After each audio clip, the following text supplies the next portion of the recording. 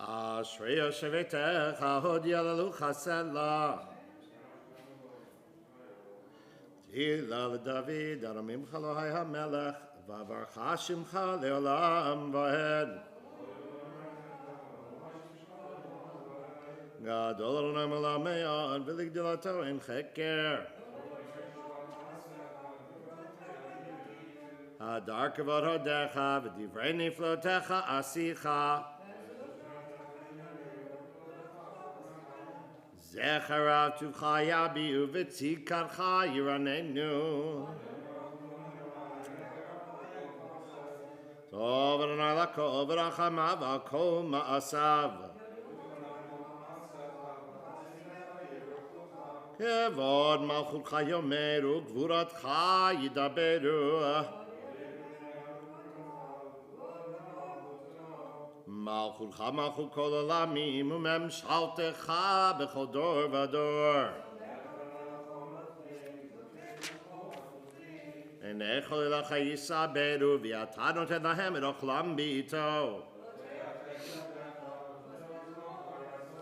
Tzadik Adonai B'chol Derachav V'chasi B'chol Ma'asav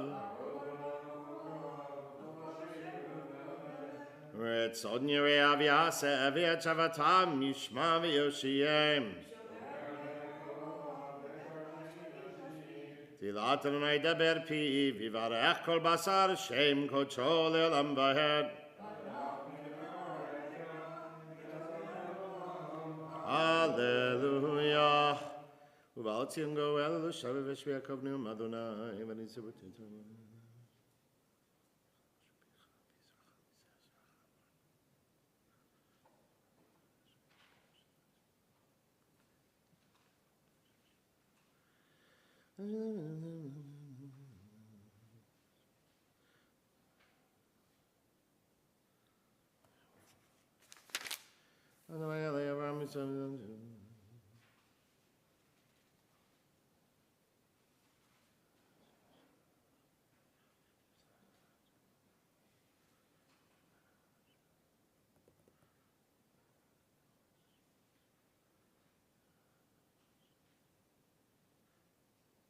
V'yiftechu v'chayu d'shemecha ki lo azav t'doshecha Adonai Adonai chavetz l'man tzidko yagdil Torah v'yadir. Turn ahead to page 242, A or B, and we'll rise for the Amidah, the silent Amidah, and include the insertions for Shavuot.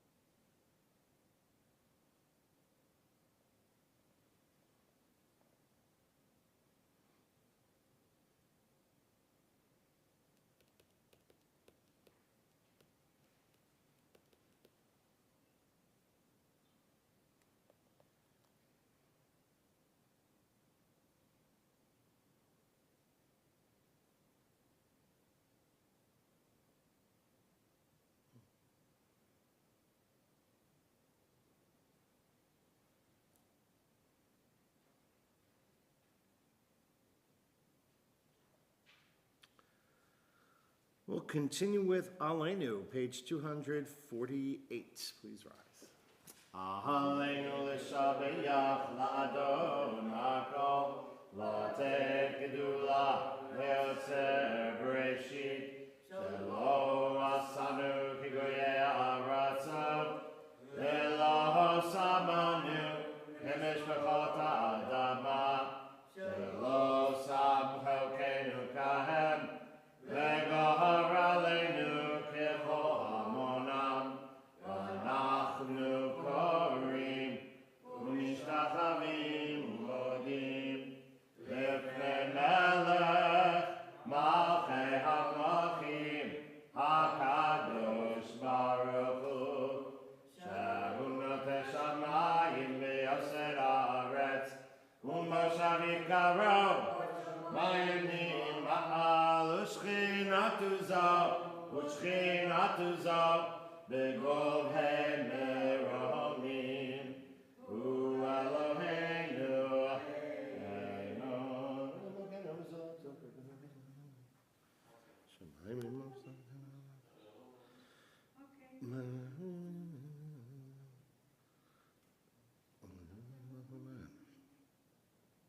Kakatu b'toratach Adonai loch le'olam va'ed Nemar v'haya Adonai l'melech al kol haaretz bayom hahu yeh Adonai echad u'shemo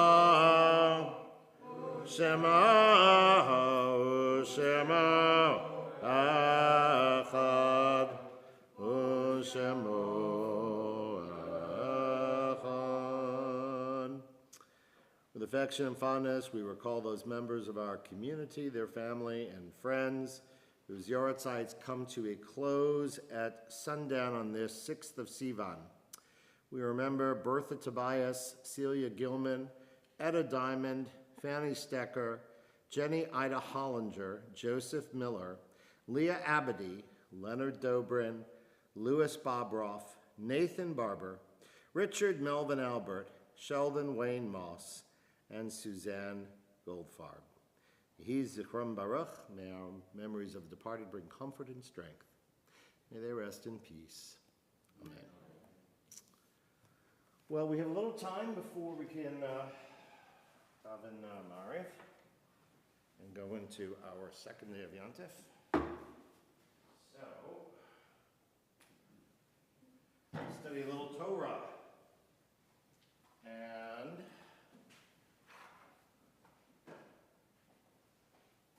I thought it might be interesting to talk a little bit about the evolution of Tikkun al Shavuot, where this idea of staying up all night on Shavuot comes from.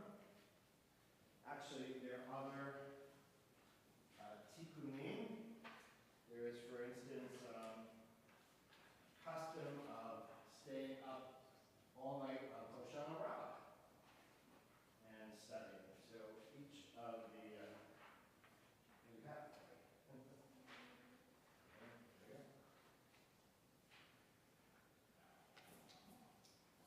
so this is it's a Kabbalistic custom. Anything with the word tikkun is going to be Kabbalistic, not tikkun olam, but any kind of, well, actually even tikkun olam has a Kabbalistic origin. So a tikkun in Hebrew simply means correction, but in the mystical tradition, it can have the sense of fulfillment, response. In Lurianic Kabbalah, there are these sparks that when the world was created, the vessel holding the supernal light broke and these sparks went all over the world, and our job through mitzvot is to recover all of these sparks. They've become encrusted with the dross and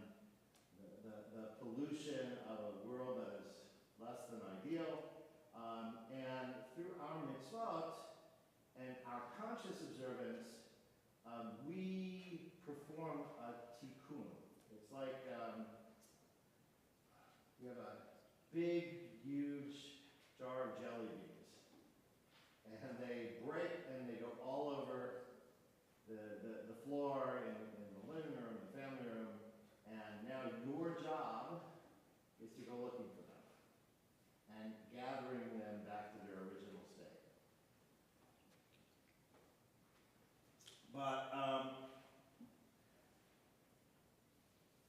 let's take a look at some of the sources. Because the tikkun, there is actually a real tikkun al Shavuot, like the book, the tikkun that we use to prepare for Torah. There's the idea of studying Torah all night, which is, I guess, one sort of tikkun, but there really is a tikkun al Shavuot. There is an order that some Jews follow, and it will definitely take you all night long, as you will see.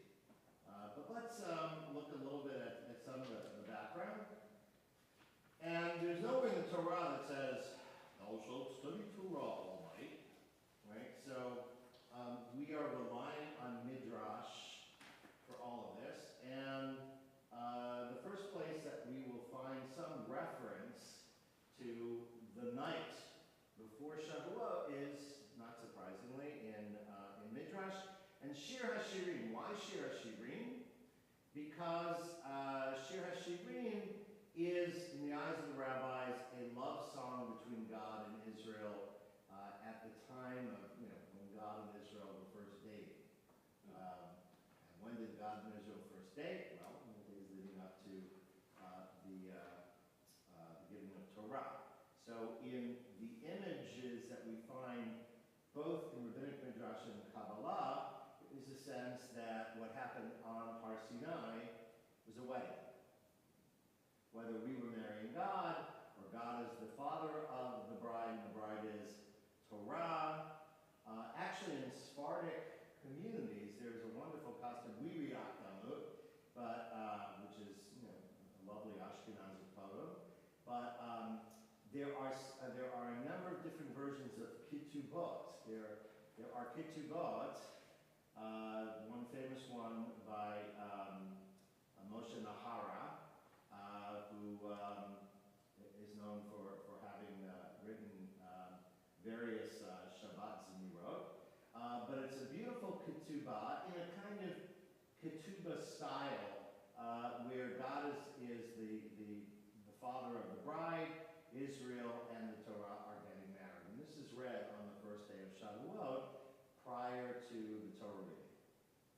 So this imagery of weddings, Torah, Mount Sinai, God and Israel, it's not surprising that the Midrashim about this marriage at Sinai are many of them are found in Shir HaShirim. So let's look at Shir HaShirim Rabbah. Rabbi Pinchas, in the name of Rabbi Yoshaya, said, while the king was at his feast, right, that is a quotation from Shir HaShirim, which means what? While the King of Kings, the Holy One, blessed be He, was at his feast in the firmament, he arrived early for the giving of the Torah. Right? Was that song, Rex Harrison? Rex Harrison? Get me to the church on time? Okay, so get me to the Mount Sinai on time. As it is stated, right, V'hi v'yom hashlishi b'hyot haboker. It was on the third day when it was morning. And b'hyot haboker has the sense of, when it was becoming morning. It's early on the third day. So God arrives early on the third day for the giving of Torah. And what is this analogous to? So now we have a little parable. Right? It is analogous to a king who might decree, on such and such a day I will enter the province. The residents of the province slept through the night, and when the king arrived, he found them asleep. He positioned trumpets, horns, and a shofar. The governor of that province awakened them, that's Moshe, and brought them out to meet the king. And the king walked before them until he reached his palace, Har Sinai. So too of the Holy One, blessed be he, arrived early, as it is stated. It was on the third day when it was morning, and it is written, for on the third day the Lord will descend before the eyes of the entire people.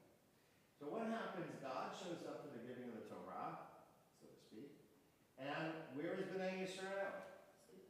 They're asleep. All right? The alarm didn't go off. So, God arranges for a band. Right? The good Lord has a mariachi band, a heavenly mariachi band. That will wake you up. Right?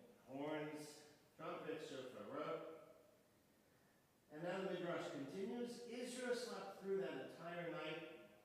Right? Why? Now here the Midrash is a little fuzzy. It says because sleep during the season of Shavuot is pleasant. I guess what it's saying is that people don't sleep as much because it gets dark early. It gets dark late and it gets light early. So when people finally, go to sleep, it's a shorter night, so they sleep through it. Rabbi Yudin said, not even a flea stung them. Right? They were having a fine schluff. The Holy One, blessed be he, came and found them asleep. He began positioning trumpets. That's what is written. It was on the third day when it was morning. It was thunder and lightning, and Moshe was awakening them. So, in the sense of the Midrash here, right, this is going to be step one. Step one is that the original night of Shavuot, according to this Midrashic take, the Israelites weren't awake all night.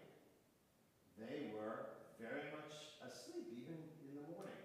That's what all the noise on Har Sinai awakened them for. There's a lovely take by a Hasidic rabbi, the Abder Rav, the great-grandfather of Abraham Joshua Heschel, who suggests that they had been so anticipatory of receiving of Torah. They had been, on edge, like some people. They're going on a trip, they don't sleep well the night before. But then what happens? They finally fall asleep, and then when the alarm rings at 4 a.m., it really wakes you up. So that's, he says that they were exhausted because of their anticipation. That's why they fell asleep. But okay, be that as it may. So turn over to the page 3 rather. And now we find a reference from, this is a commentary to the Shulchan Aruch, Code of Jewish Law, the Magen Avraham, Rabbi Avraham Gumbiner. And this will connect the Midrash with the idea found in the Zohar, in the Kabbalah. It says in the Zohar that the original pious ones would be awake all the night working in Torah. And already most of those who learn do this. He's living in the late 17th century. Okay?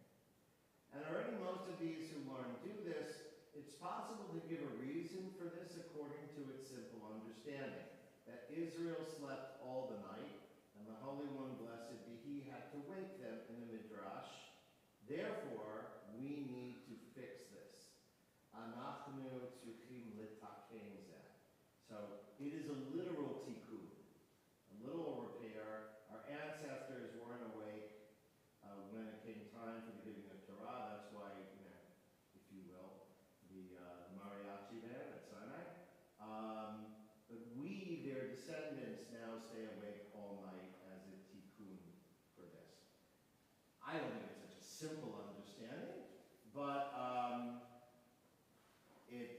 that is the trade so far. Midrash, we slept through. Now we have to stay awake as a tikkun. So now, we'll go to the Zohar, and even though the Zohar purports to have been written by Rabbi Shimon Bar Yochai in the 2nd century, it actually was written in Spain in the 13th century. The traditional view is that it was written by Rabbi Shimon Bar Yochai. The problem is that the language is not the kind of Aramaic that Rabbi Shimon Bar Yochai would have written in.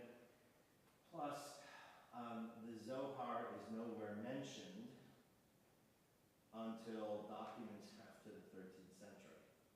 So this foundational work of Kabbalah, and it is a foundational work of Kabbalah, you would have to expect that it would be mentioned in earlier sources, because it sure is after the 13th century. It's mentioned all over the place. It's also important for us to understand that many of the great halachists of the late medieval period were also huge Kabbalists, right? So to give you really the prime example, Yosef Karo, the Machaber, the writer, the author of the Shulchan Aruch, big Kabbalist.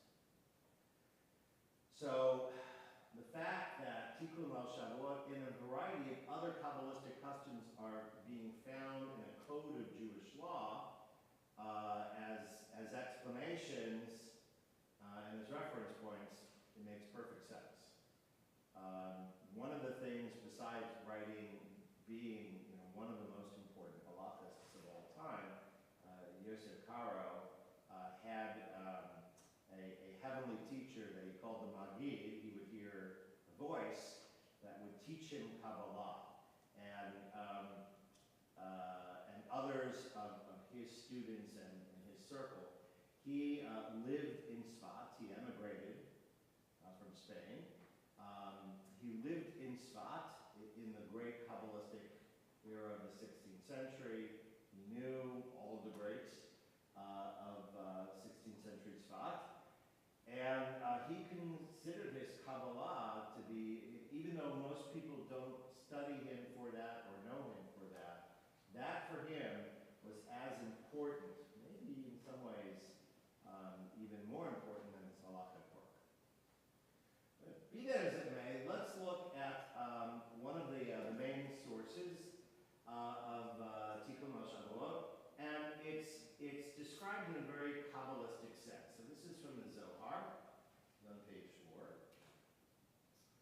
Rabbi Shimon was sitting and studying the Torah on the night when the bride, Malchut, which is at one of the lower spheres, unites with her husband, Zer Anpin. Right? Malchut symbolizes Israel, and so again, here is this idea of Shavuot as wedding night. And all the friends present in the bridal chamber on that night, the eve of the holiday of Shavuot, must stand together with the bridegroom under the chuppah, and be with him this whole night, and rejoice with him in the corrections of the bride. Right? The tikkun of the bride, the studying the Torah and the prophets and the Holy Scriptures, and finally the wisdom. What's the wisdom? Kabbalah. For these corrections are the bride's adornments. Right? Don't think of the word corrections as fixing here. These are like heavenly, right? You're gathering the jelly beans together. You're gathering the supernal sparks of light. So you're correcting, you're perfecting the world. You're perfecting the universe. You're perfecting Torah by engaging in it. You're helping us, get to the other side, to the coming of Mashiach and the return and repair of the world. And the bride receives corrections, adorn herself with them, and rejoices with them all the night. And on the next day, on the holiday of Shavuot, she only comes to the chuppah together with them. Right? What is the chuppah? The giving of Torah at Sinai, or when we read the Torah. There are, again, in the Sephardic community, you will even on Shavuot see in Shul a chuppah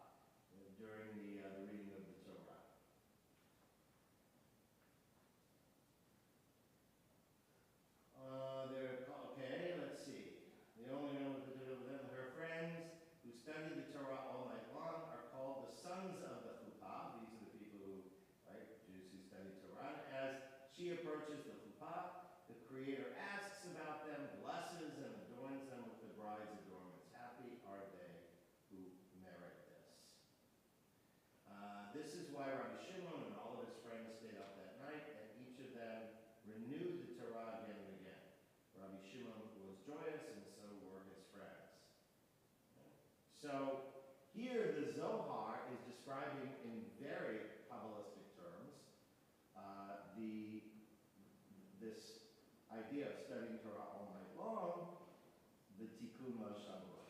So this is where the term comes from.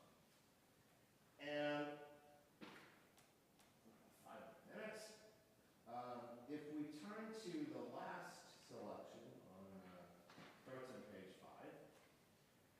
So, go ahead. Leil means night of, or eve of. Okay, like Lila. Like Lila, but it's the genitive. So Leil means night of. Okay, got it. So up to this point, we have this idea, whether because Israel slept all night the first time around, and we want to correct that, or whether in preparation for receiving of Torah, we are bringing tikkun to the world. The idea of studying Torah all night long, but what about this idea of an actual order of study? And by the time of the Kabbalists, right, and there are several such suggested orders of study. I'm only going to share the classic one that is described in Shnei Luchot Habrit, the Shelah. He's called the Shelah because that's the acronym for his most famous work, Shnei Luchot Habrit, Shin Lamed Hey, the Shelah. Yeshaya Horovitz, who lived in the 1600s, and who quotes a letter from Shlomo Levi Alkabetz, right, who you might recognize as the author of Lecha Dodi.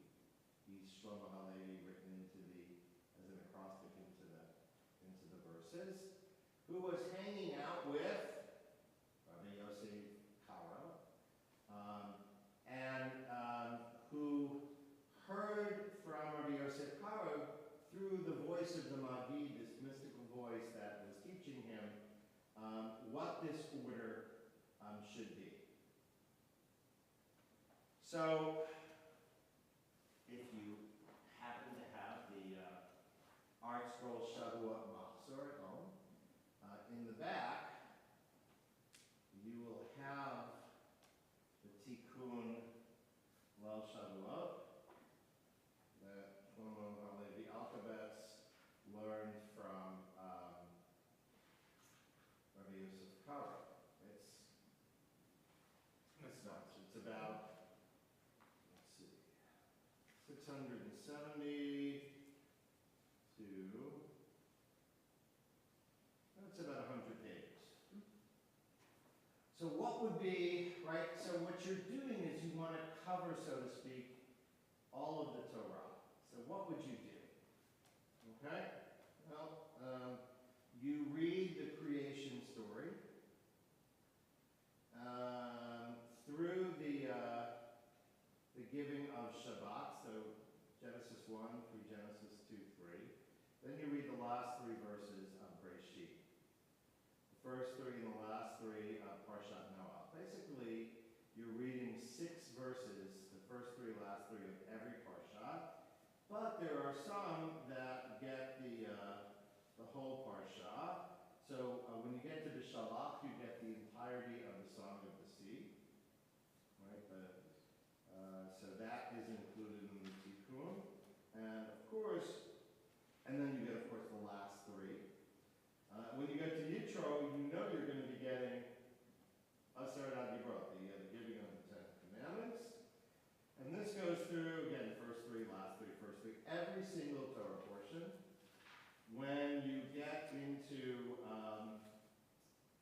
Parshat Et Hanan, where you have the reprise of the 10 Commandments, you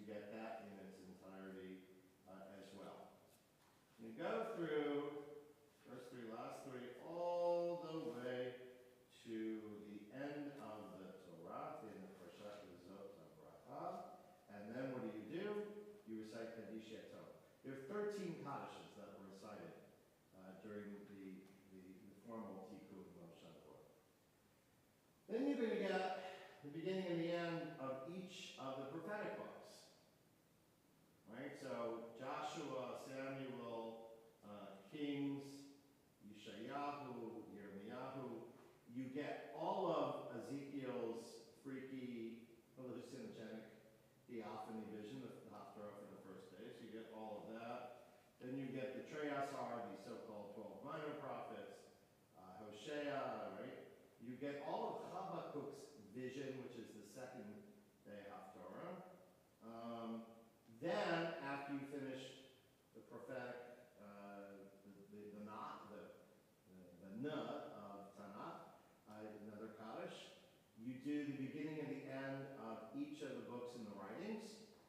There are certain psalms you do in their entirety. Psalm 19, which talks about Torah, right? The Torah of God is pure. So Psalm 19 in its entirety. Psalm 106, which is a huge long psalm, and is a psalm about Torah and wisdom. You get that in its entirety. When you get to the end of Tuvim, what do? Another mourner's Kaddish. Okay? And then you get the first and last Mishnah of every tractate in the Talmud. And after you've gotten through every, right, so there are 63 tractates, so the first and last Mishnah, right, so that's 126 Mishnayot. So after you get through the first and last Mishnah of each, and actually after you get to the end of each of the 6 orders of the Mishnah, you do Kadish Rabbanan. Kadish Rabbanan 6 times. We've already had mourner's Kaddish 3 times, so you've had 9 Kaddishes. And then, when you get to the end of the Mishnah, what do? Then it's time for Zohar, for Kabbalah. And there are sections from the Zohar that are also part of the Tikkun. And there is Kadish Rabbanan after, first you have Sefer Yetzirah, the Book of Creation, which is another Kabbalistic work. Excerpts from that. You have another Kadish Rabbanan, that's 10 already, 10 Kaddishes. The Zohar, right, that foundation of Kabbalah. So that will give you 11 Kaddishes. Then you recite all 613 commandments, as they are listed according to even, there are different, rabbis don't agree what the 613 are. So there are different lists. You can choose which list you like. Most people choose the list of Maimonides. So you go through all 613 commandments. You're just listing what they are in order, not studying them and their sources or how they're interpreted. You're simply reading a list of the 613 commandments. And when you get to the end of that, Kadish Rabbanan, it's already 12. And then you have another section from the Kabbalah, Itra Rabbah, the Shavuot. And finally, after that, you have your 13th and final Kaddish. Could this take you all night long? It sure could. So, the idea is that through the Tikkun, you have essentially traveled through all of the major, you haven't studied Torah in its entirety, but you have studied, symbolically a representation of the entire range of biblical, rabbinic, and mystical literature, and Taryag Mitzvot, the 613 commandments, right, which grounds us in the idea it's not just about study in the abstract, as important as that is, but also the fact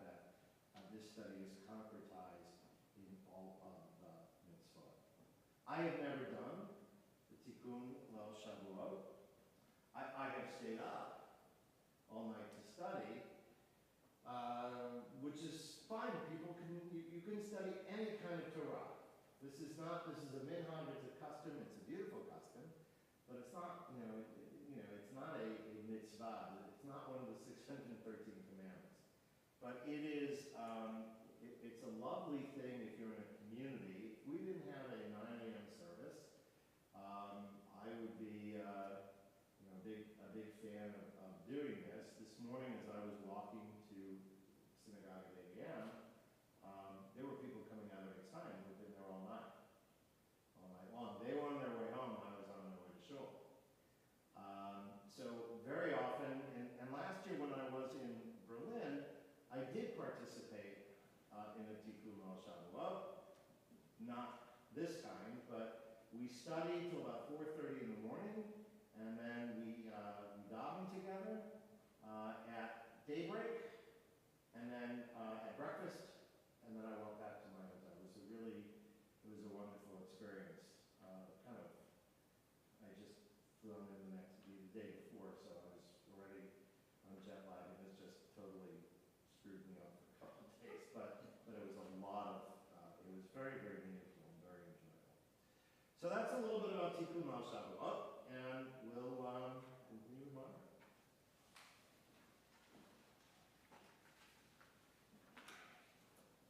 All right, it is that time for sure.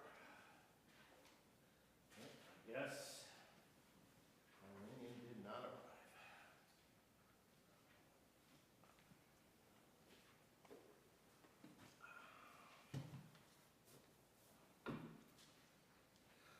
All right. Well, you can have a seat because no Baruch.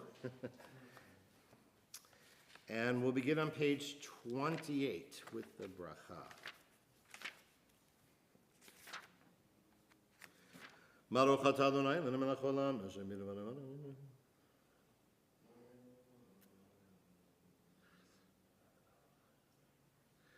Ma'avir yom u'me'evi layla, ma'avdir ben yom u'ven layla, Adonai tzavot shemo. Chai v'kayam tam yom lachal le'olam va'ed.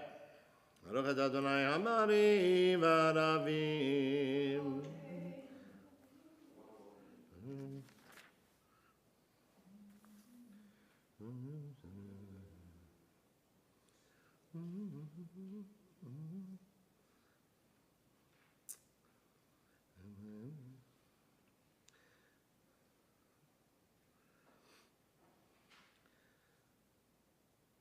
V'avarcha tasim imel le'olamim, Baruch atah Adonai, ohev amo Yisrael.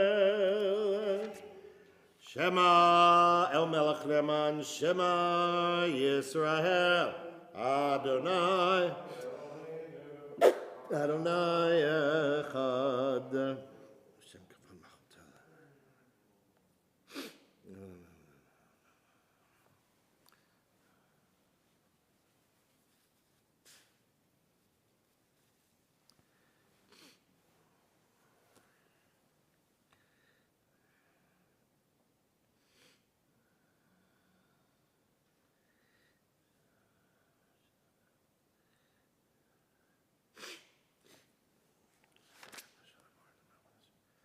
How can we see that? Tizk.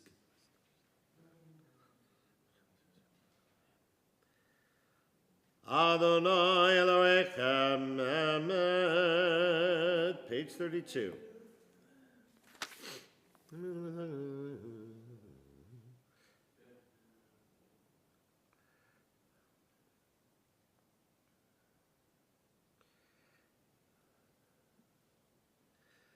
Umalchuto b'ratzon kiblu aleihem Moshe b'nei Yisrael lechanu shira b'simcha rabba v'yamru chulam mi chamocha b'elim Adonai mi kamocha nadar b'kodesh norati l'orosef eleh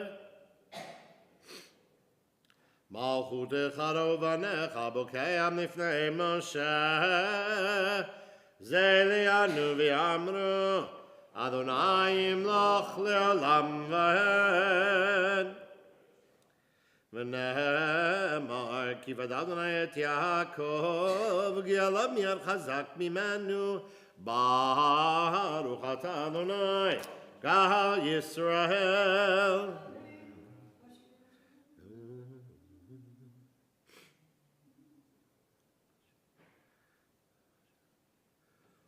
ושמור צאתנו ממנו לחיים לשלום, מעתה ועד עולם, ופרוס עלינו סוכת שלומך, ברוך אתה אדוני, הפורס סוכת שלום עלינו ועל כל עמו ישראל ועל ירושלים.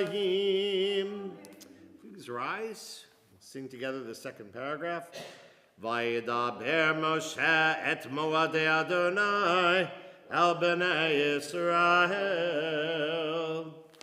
We'll remain standing as we turn ahead to page 41 A or B for the festival Amidah. We add the insertions for Shavuot.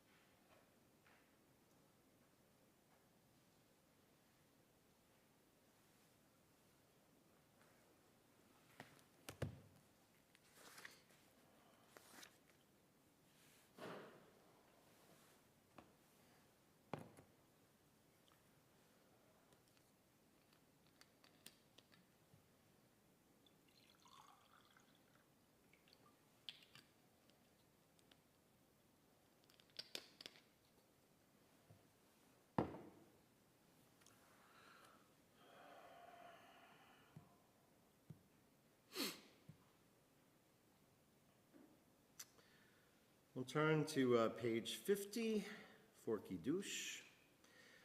Baruch atah Adonai Eloheinu melech haolam borei peri hagafen.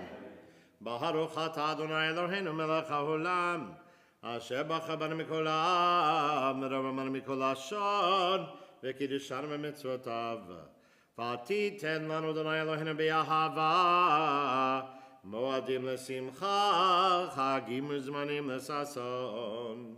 Et yom chag hashavuot hazeh zman matan toratenu mikra kodesh zecher letziat mitzrayim kivanu v'acharta ve'otanu kidashta mikol ha'amim u'moadei kodshecha b'simcha v'sason inchatanu baruch atah Adonai Mekadesh Yisrael v'hazmanim. Baruch atah Adonai Eloheinu melech haolam, shechianu v'kiyamanu v'hegianu lahazman hazeh.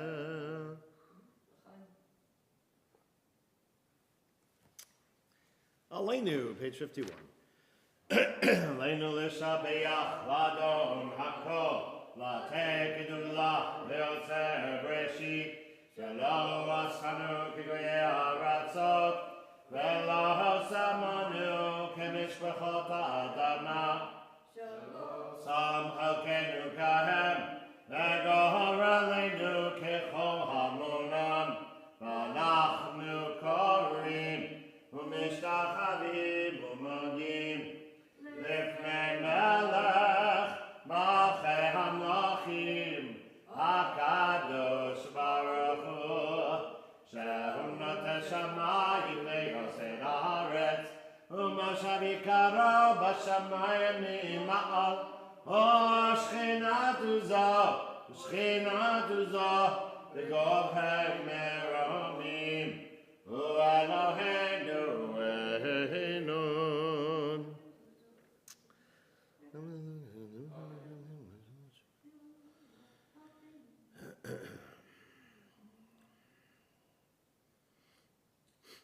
Kagatu b'toratech Adonai himlach le'olam va'ed v'nemar v'haya Adonai l'melech al kol haaretz Bayam hahu, ya Adonai echad, u'shemo echad, u'shemo echad.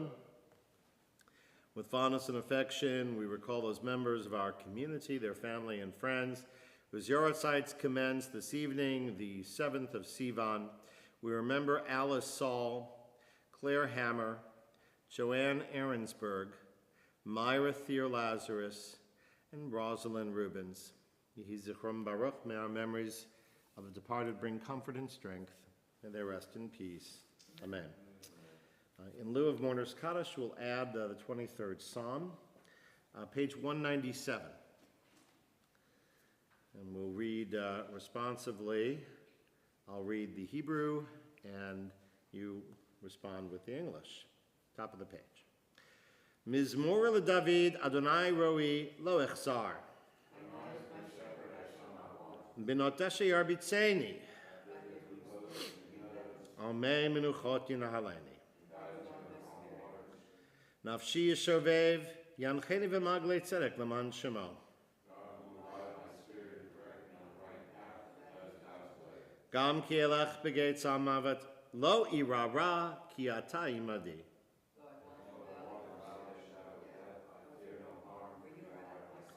Shivtecha mishantecha, hema yinachamuni. Taroch lefanai shulchan neged sorerai. Dishanta v'shem en roshi, kosi revaya. Ach tov v'chesed yurdefuni kol yemei chayai. V'shavti b'veit Adonai la'orach yamim. We'll conclude with Yigdal, page 53.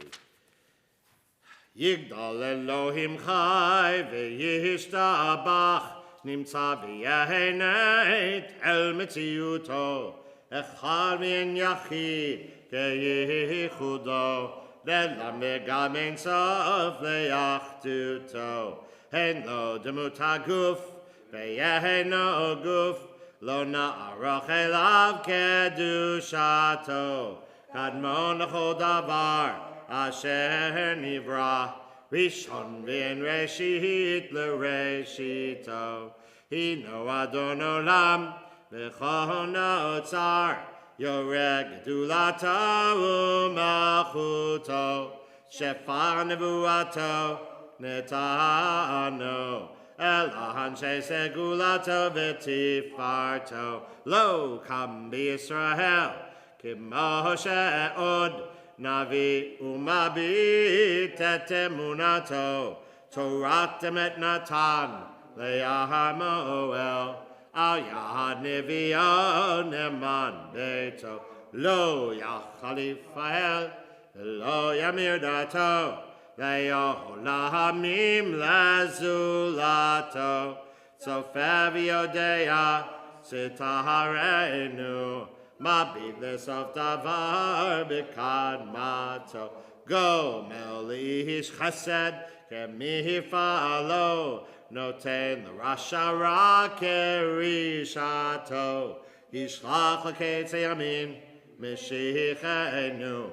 Liftot mechake ketz yishuato. Meitim Yechayel berov chasto. Baruch Adonai ad Shem Tehilato. Meitim Yechayel berov chasto. Baruch Adonai ad Shem Tehilato. Hag Sameach. Tomorrow morning, 9 a.m.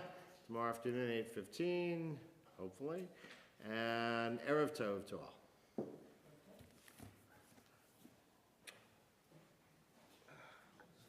Andrew, sir.